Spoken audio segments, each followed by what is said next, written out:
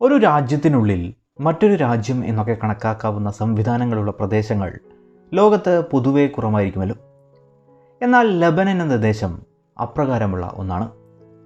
Hamas Israel തമ്മിലുള്ള പോരാട്ടങ്ങൾ സൃഷ്ടിക്കപ്പെട്ടിട്ട് ഏതാണ്ട് ഒരു വർഷമാവുകയാണ്. ഈ സമയങ്ങളിലൊക്കെ തന്നെയും വലിയ മനുഷ്യനഷ്ടവും പലരുടെ ഇടപെടലുകളും യുദ്ധത്തിൻ്റെ ഗതിമാറലുകളുമൊക്കെ നാം കാണുകയുണ്ടായി. ഈ യുദ്ധവഴികളിലൊക്കെ തന്നെയും സമീപദേശമായ ലബനനും അവിടെയുള്ള ഹിസ്ബുള്ളയെയും നാം കേൾക്കുന്നുണ്ട്, കാണുന്നുണ്ട്.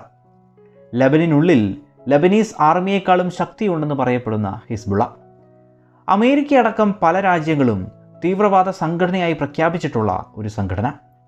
നോർത്തേൺ ഇസ്രയേലിൻ്റെയൊക്കെ മേഖലകളിൽ ഇസ്രയേലിനെതിരെ നിരന്തരമാക്രമണങ്ങൾ നടത്തുന്ന, ഇസ്രയേൽ ഹമാസ് യുദ്ധത്തിൽ നിറസാന്നിധ്യമാവുന്ന, ലബനൻ എന്ന ദേശത്തിരുന്ന് ഇറാൻ്റെ നേതൃത്വത്തിൽ പ്രവർത്തനങ്ങൾ നടത്തപ്പെടുന്ന ഹിസ്ബുള്ള സത്യത്തിൽ എന്താണ്? ഈ വീഡിയോയിലൂടെ ഇതിൻ്റെ ചരിത്രമാണ് പരിചയപ്പെടുത്തുന്നത്. കഴിഞ്ഞ ഒരു നൂറ്റാണ്ടിനിടയിൽ ലോകമഹായുദ്ധത്തിന് ശേഷം മിഡിൽ ഈസ്റ്റ് എന്നത് ലോകത്തെങ്ങും കണ്ടിട്ടില്ലാത്ത തരത്തിലുള്ള മാറ്റങ്ങൾക്കും യുദ്ധങ്ങൾക്കുമൊക്കെ വിധേയമായിട്ടുള്ള ഒരു മേഖലയാണല്ലോ. 1948 ഇസ്രയേൽ എന്ന ജൂതരാഷ്ട്രം സൃഷ്ടിക്കപ്പെട്ടപ്പോൾ മിഡിൽ ഈസ്റ്റ് മേഖലയിൽ ഏവരും തന്നെ, അല്ലെങ്കിൽ മുസ്ലിം രാജ്യങ്ങളെല്ലാം തന്നെ അവരുടെ പ്രധാന എതിരാളിയായി നിലകൊണ്ടിരുന്നു എന്ന കാര്യം നമുക്കറിയാമല്ലോ. എന്നാൽ അവിടെ ഒരു രാജ്യം വ്യത്യസ്തമായിരുന്നു. അതായിരുന്നു ഇറാൻ എന്നത്. ഇറാൻ മേഖലയിലൊക്കെ ഇസ്രയേലിൽ നിന്ന് നിരന്തരം സന്ദർശകരും സെറ്റിൽമെൻറ്റുകളുമൊക്കെ ഉണ്ടായിരുന്ന ഒരു കാലം. മറ്റൊരർത്ഥത്തിൽ ഇസ്രയേലിനെ സുഹൃത്തായി കണക്കാക്കിയിരുന്ന ഇറാൻ എന്നത് തന്നെ. എന്നാൽ സ്ഥിതിഗതികൾ മാറി മറിയാൻ അധിക സമയമൊന്നും വേണ്ടി വന്നില്ല. ഇറാനിൽ ഇസ്ലാമിക് റവല്യൂഷൻ സംഭവിക്കുകയും ആയത്തുള്ള ഖൊമേനിയുടെ നേതൃത്വത്തിലുള്ള ഒരു ഇസ്ലാമിക് റിപ്പബ്ലിക് ഓഫ് ഇറാൻ സൃഷ്ടിക്കപ്പെടുകയുമുണ്ടായി. സ്വാഭാവികമായും അത് രാജ്യത്തിൻ്റെ മൊത്തം നയങ്ങളെയും മാറ്റിമറിച്ചു. പ്രത്യേകിച്ച് ഖൊമേനിക്ക് കൃത്യമായ പല നയങ്ങൾ കൂടിയുണ്ടായിരുന്നു. അമേരിക്കയെ ബിഗ് സാത്താൻ എന്നും ഇസ്രയേലിനെ ലിറ്റിൽ സാത്താൻ എന്നും വിളിച്ച് ഖൊമേനി തൻ്റെ പരസ്യമായ നിലപാടും പ്രഖ്യാപിക്കുകയുണ്ടായി. തൻ്റെ ചിന്തകളും മറ്റും ചിന്തകളായി മാത്രം തുടരാതെ മുസ്ലിം ലോകത്ത് ഇറാനെ ഒരു വലിയ ശക്തിയും അതിൻ്റെയൊക്കെ നിയന്ത്രണം ഏറ്റെടുക്കുന്നതിനുള്ള വഴികളും കൂടി കണ്ടെത്തുന്നതിൽ ഖൊമേനി ശ്രദ്ധിച്ചെന്ന് പറയാം. അത്തരം വഴികളിൽ കടന്നു വന്നിട്ടുള്ള പ്രധാനപ്പെട്ട ഒരു മേഖലയായിരുന്നു ലബനൻ എന്നത്. ഒരു കാലത്ത് മനോഹരമായൊക്കെ നിലനിന്നിരുന്ന ലബനൻ എന്ന രാജ്യം 1970-കളിൽ ഒരു ദുരിത മേഖല തന്നെയായിരുന്നു. 1967 6 ദിന യുദ്ധത്തിനപ്പുറം പലസ്തീനിയൻ ജനതയൊക്കെ പല രീതിയിൽ ചിതറിത്തെറിക്കുകയുണ്ടായി. അതിൽ വലിയൊരു ഭാഗം എത്തിച്ചേർന്നത് ജോർദാനിലാണ്. ജോർദാൻ കേന്ദ്രമാക്കിക്കൊണ്ടൊക്കെ PLO ഇസ്രയേലിനെതിരെ ആക്രമണങ്ങൾ നടത്തുകയുണ്ടായി. എന്നാൽ 1970 ഇത് ജോർദാനുമായി തന്നെ ഒരു പ്രശ്നം സൃഷ്ടിക്കപ്പെടുകയും അതോടെ PLOയെ ജോർദാൻ തന്നെ പുറത്താക്കുകയുമുണ്ടായി.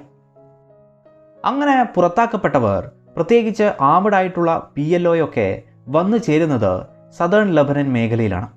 ഇവിടെ നിന്നും അവർ ഇസ്രയേലിനെതിരെ പോരടിക്കുന്ന സാധാരണ കാഴ്ചയും അവിടെ ഉണ്ടായി.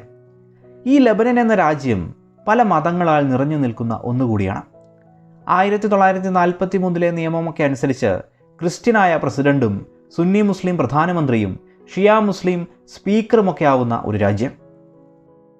ഇവിടെ ഈ പല വിഭാഗങ്ങൾ തമ്മിൽ പലപ്പോഴും പ്രശ്നങ്ങൾ സൃഷ്ടിക്കപ്പെട്ടിട്ടുമുണ്ട്. ഇവിടേക്കാണ് PLO അഥവാ പാലസ്തീൻ ലിബറേഷൻ ഓർഗനൈസേഷൻ എത്തുന്നത്. ഷിയ വിഭാഗമൊക്കെ കൂടുതലായുള്ള സദേൺ ലബനൻ മേഖലയിൽ തന്നെയായിരുന്നു PLO ഗറില്ലകൾ താവളമാക്കിയതും ഇസ്രയേലിനെതിരെ ആക്രമണങ്ങൾ നടത്തിയതും. ക്രമേണ ഇതൊക്കെ കൂടെ 1975 കാലത്ത് ലബനനിൽ ഒരു ആഭ്യന്തര യുദ്ധം തന്നെ സൃഷ്ടിക്കപ്പെടുന്നതിന് കാരണമാവുകയും ചെയ്തു. വലിയ തോതിൽ ആക്രമണങ്ങളും നഷ്ടങ്ങളുമൊക്കെയായി 15 വർഷത്തോളം നീണ്ടുനിന്ന ലബനനെ അരാജകത്വത്തിലേക്ക് തന്നെ തള്ളിവിട്ട ഒരു കാലം കൂടിയായിരുന്നു ലബനീസ് സിവിൽ വാർ എന്ന് പറയാം. ഇതിനിടയിലാണ് 1978 ഇസ്രയേൽ PLO ഗറില്ല ഫൈറ്റേഴ്സിനെ തകർക്കാനായി സദേൺ ലബനൻ മേഖലയിലേക്ക് കടന്നു കയറുന്നത്. പലസ്തീനിയൻ ഗറില്ല പോരാളികളെ തകർക്കുന്നതിന് വേണ്ടി കയറി എന്ന് പറയുന്ന ഇസ്രയേൽ 1982 ഇത് തുടരുകയുണ്ടായി. സ്വാഭാവികമായും മാർജിനലൈസ് ചെയ്യപ്പെട്ടിട്ടുള്ള, അല്ലെങ്കിൽ വലിയ പ്രാധാന്യം നൽകാതെ തങ്ങളുടെ മേഖലകൾ, അതായത് സദേൺ ലബനൻ ഒരു യുദ്ധമേഖലയായി മാറുന്നത് ഷിയ പോപ്പുലേഷൻ കാണുകയാണ്. ഇതേ ഒരു അവസരത്തിൽ ഇസ്ലാമിക് ഷിയ ഇറാനും സൃഷ്ടിക്കപ്പെടുന്നു. ഇതൊരു അവസരമായി കണ്ട ഖൊമേനി തൻ്റെ പദ്ധതികളുടെ ഭാഗമായി ഇവരെയും കൂടി കാണുകയാണ്. ഇവിടെയുള്ള ഷിയ മുസ്ലിങ്ങൾക്ക് ഭക്ഷണവും ആരോഗ്യ സംവിധാനങ്ങളും കെട്ടിട വികസനവും ഒക്കെ നൽകി ഇറാനൊപ്പം ചേർക്കാൻ നടപടികൾ എടുക്കുകയാണ്. ലബനീസ് ഗവൺമെൻറ് പൂർത്തിയാക്കാത്ത അല്ലെങ്കിൽ ഈ മേഖലയിൽ ചെയ്യാത്ത കാര്യങ്ങൾ കൂടിയാണ് ഇതൊക്കെ എന്ന് ഓർക്കുക. സ്വാഭാവികമായും ഇതിലൂടെ ലെബനനിലെ ഷിയ വിഭാഗങ്ങൾക്ക് ഇറാനോട് ഒരു കൂറുണ്ടാവുന്നതിനും കാരണമായി എന്ന് പറയാം. ഇറാൻ്റെ സൈന്യത്തിൻ്റെ സഹായങ്ങളുമൊക്കെ അവർ സ്വീകരിച്ചു. 1982 കാലത്ത് ഇസ്രയേൽ അംബാസിഡർക്ക് നേരെ PLO നടത്തിയ കൊലപാതക ശ്രമം കോളിളക്കം തന്നെ സൃഷ്ടിച്ചു. മണിക്കൂറുകൾക്കുള്ളിൽ സദേൺ ലെബനനിലേക്ക് ഇസ്രയേലിൻ്റെ സൈന്യവും ടാങ്കുകളുമൊക്കെ ഇരച്ചെത്തുകയുണ്ടായി. PLO ഗറില്ലകളെ തകർക്കുക എന്ന് മാത്രമല്ല ഇവിടെ ഉണ്ടായിരുന്നത്. ഇസ്രയേലിനും ലെബനനും ഇടയിൽ ഒരു വലിയ ഏരിയ ബഫർ സോണും സൃഷ്ടിക്കാൻ ഉറച്ചാണ് ഇസ്രയേൽ സേന അത്തവണ പടനീക്കം നടത്തിയത്. ഈ സമയം തന്നെ ആഭ്യന്തര കലാപത്തിൽ നിൽക്കുന്ന ഒരു മേഖലയിലേക്ക് ഇസ്രയേൽ സൈന്യം കൂടി കടന്നു വരുന്ന ഒരവസ്ഥ. ഇത് ഇറാനിൻ്റെ ഖൊമേനി ഒരു അവസരമായി കാണുകയുണ്ടായി. ഷിയ മേഖലകളിൽ വർഷങ്ങളായി സ്വാധീനം ഉറപ്പിച്ചിരിക്കുന്ന ഇറാൻ മേഖലകൾ ഇവിടെയുള്ള ഷിയ വിഭാഗത്തെ ഉപയോഗപ്പെടുത്തി പുതിയൊരു ഗറില്ല സൈന്യത്തിന് രൂപം കൊടുക്കുകയുണ്ടായി. അപ്രകാരം സദേൺ ലെബനനിൽ രൂപപ്പെട്ടതാണ് ഹിസ്ബുള്ള എന്ന സംഘടന. ഇതിൻ്റെ അർത്ഥം പാർട്ടി ഓഫ് ഗോഡ് എന്നതുമാണ്. ഇറാനിയൻ സൈന്യം തന്നെ പരിശീലനം നൽകുന്ന ഗറില്ല പോരാളികളായി ഇവർ മാറുകയുണ്ടായി. അധികം വൈകാതെ ഇവരുടെ പേര് ലോകത്തെ അറിയിക്കാനായി ആക്രമണങ്ങളും ഇവർ ആരംഭിച്ചു. 1982 തന്നെ ലെബനനിലെ IDFൻ്റെ ഹെഡ്ക്വാർട്ടേഴ്സിൽ, അതായത് ചരിത്രപ്രധാനമായ ടയർ നഗരത്തിൽ ബോംബാക്രമണം നടത്തുകയും അവിടെ 76 ഇസ്രയേലികളും 27 ലെബനൻ സ്വദേശികളുമൊക്കെ കൊല്ലപ്പെടുന്ന അവസ്ഥയുണ്ടായി. അധികം താമസിയാതെ അമേരിക്കയുടെ ബീററ്റ് എംബസിയുടെ നേരെയും ആക്രമണമുണ്ടായി. അവിടെയും ഒട്ടേറെ മരണങ്ങൾ. 1983 തന്നെ US ഫ്രഞ്ച് സൈനിക കേന്ദ്രങ്ങൾക്ക് നേരെ ആക്രമണം നടത്തുകയും അവിടെ 300ഓളം പേർ കൊല്ലപ്പെടുന്ന അവസ്ഥയുമൊക്കെ ഉണ്ടായി. ഇത്തരത്തിൽ പല ആക്രമണങ്ങൾ വന്നതോടെ ലോകവും ലോകശക്തികളുമൊക്കെ ഇവരെ ശ്രദ്ധിക്കാൻ ആരംഭിച്ചു. 1985 ഹിസ്ബുള്ളയുടെ മാനിഫെസ്റ്റോയും പുറത്തിറങ്ങുകയുണ്ടായി. ഷിയ റെസിസ്റ്റൻസ് മൂവ്മെൻ്റായി സൃഷ്ടിക്കപ്പെട്ടിട്ടുള്ള ഹിസ്ബുള്ളയുടെ മാനിഫെസ്റ്റോയിൽ പറയുന്നത് വെസ്റ്റേൺ പവേഴ്സ്, അതായത് അമേരിക്ക, ഫ്രഞ്ച് തുടങ്ങിയവരെയൊക്കെ ലെബനിൽ നിന്ന് പൂർണ്ണമായും പുറത്താക്കുക, ഇസ്ലാമിക് ഗവൺമെൻറ് സൃഷ്ടിക്കുക, ഇറാൻ്റെ പരമോന്നത നേതാവിന് പൂർണ്ണ പിന്തുണ നൽകുക, ഒപ്പം ഇസ്രയേലിനെ പൂർണ്ണമായി നശിപ്പിക്കുക എന്നതൊക്കെയാണ്. ലെബനനെ ആകെ തകർത്ത് കളഞ്ഞ, യുദ്ധഗതികൾ പല രീതിയിൽ മാറിമറിഞ്ഞ ലെബനനിലെ സിവിൽ വാർ ഒടുവിൽ 1990 അവസാനിക്കുകയുണ്ടായി. പല ഗ്രൂപ്പുകൾ ഉള്ളതുകൊണ്ട് തന്നെ ഏവരോടും ആയുധം താഴെ വയ്ക്കാനും മറ്റുമൊക്കെ ആവശ്യപ്പെടുമല്ലോ. എന്നാൽ അവിടെ രണ്ട് വിഭാഗത്തിന് ആയുധം താഴെ വയ്ക്കേണ്ടി വന്നില്ല. ടൈഫ് എഗ്രിമെൻ്റ് പ്രകാരം ഒന്ന് സ്വാഭാവികമായും ലെബനീസ് ആർമി തന്നെ, രണ്ട് ഹിസ്ബുള്ളയായിരുന്നു.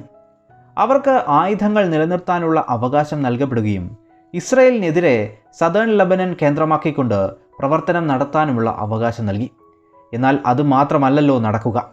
ഇറാൻ വലിയൊരു ഫണ്ടിങ് തന്നെ ഇവർക്ക് വർഷങ്ങളോളം നൽകുകയും 10 വർഷത്തിനുള്ളിൽ ലെബനൻ പാർലമെൻറ്റിൽ ചരടുവലികൾ നടത്താൻ കഴിയുന്ന ഒരു ശക്തിയാവുകയും ലെബനീസ് ആർമിയേക്കാളും ശക്തിയുള്ള ഒരു സൈനിക ഘടനയുമൊക്കെ ഇവർ സൃഷ്ടിച്ചെടുക്കുകയുമുണ്ടായി. അവരുടെ പ്രധാന ലക്ഷ്യം ഇസ്രയേൽ ആയിരുന്നു എന്നും ഒപ്പം ഇന്നും ആണ് എന്നുകൂടി പറയാം. ഇസ്രയേലിൻ്റെ നോർത്തേൺ മേഖലകളിൽ ഹിസ്ബുള്ള പലപ്പോഴും ആക്രമണങ്ങൾ നടത്തുകയുണ്ടായി.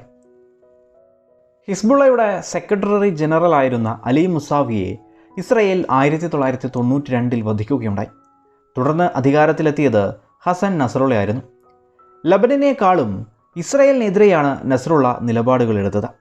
സ്വാഭാവികമായും ആക്രമണ രീതികളും അങ്ങനെ തന്നെ.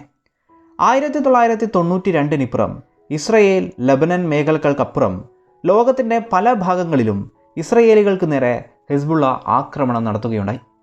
2000 ഇസ്രയേൽ ലബനൻ മേഖലകളിൽ നിന്ന് പിന്മാറിയെങ്കിൽ പോലും ലബനൻ ഇസ്രയേൽ അതിർത്തി മേഖലയിൽ ഹിസ്ബുള്ള ഇസ്രയേൽ സംഘർഷങ്ങൾ പലപ്പോഴായി തുടർന്നു പോവുകയാണ്.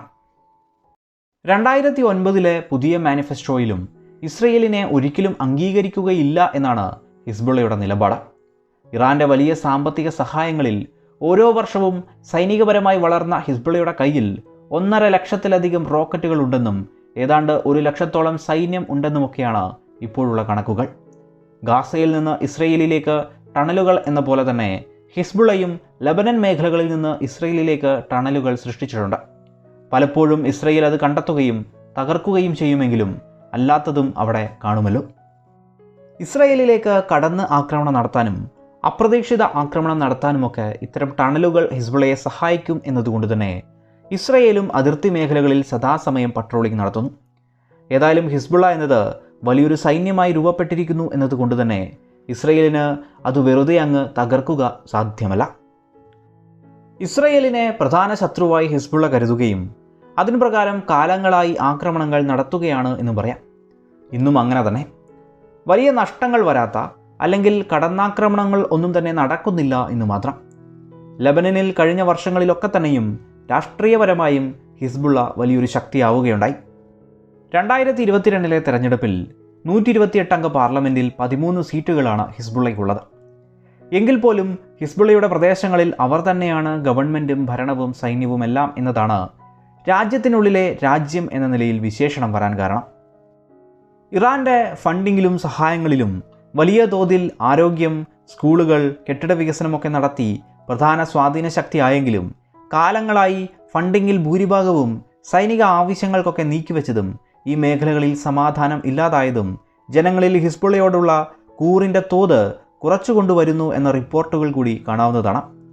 2019 ഇവർ പല രീതിയിലുള്ള പ്രതിഷേധങ്ങൾക്ക് കൂടി ഹിസ്ബുള്ള നേരിടേണ്ടി വന്നിട്ടുണ്ട് എന്നതാണ് അതിൻ്റെ ഭാഗമായി പറയാവുന്നത്. ഏതായാലും മിക്ക ലോകശക്തികളുടെയും സൈനിക ശക്തി റിപ്പോർട്ടുകൾ പ്രകാരം ഹിസ്ബുള്ളയുടെ ശക്തി വളരെ വലുതു തന്നെയാണ്. വർഷങ്ങളായി അവരുടെ പ്രധാന എതിരാളിയായി ഇസ്രയേലും നിലനിൽക്കുന്നു എന്ന് പറയാം. 2023 ഹമാസ് ആക്രമണത്തിലും അതിനുശേഷമുള്ള യുദ്ധകാലത്തുമെല്ലാം തന്നെ ഹിസ്ബുള്ളയുടെ ഇടപെടലുകളും നമുക്ക് കാണാവുന്നതാണ്. മാസങ്ങളായി നോർത്തേൺ മേഖലകളിൽ നിരന്തര റോക്കറ്റ് ആക്രമണങ്ങളുമൊക്കെ അത് നടത്തിക്കൊണ്ടിരിക്കുന്നു. പലപ്പോഴും അതൊരു യുദ്ധത്തിൻ്റെ വക്കിലെന്ന പോലെ തന്നെ ലോകത്തിന് തോന്നാറുമുണ്ട്. ഏതായാലും സൗത്ത് ലെബനൻ മേഖലയിൽ ഒരു ശക്തിയായി ഇറാൻ്റെ എല്ലാ സഹായങ്ങളോടും കൂടി ഹിസ്ബുള്ള നിലനിൽക്കുന്നു എന്ന് പറയാം.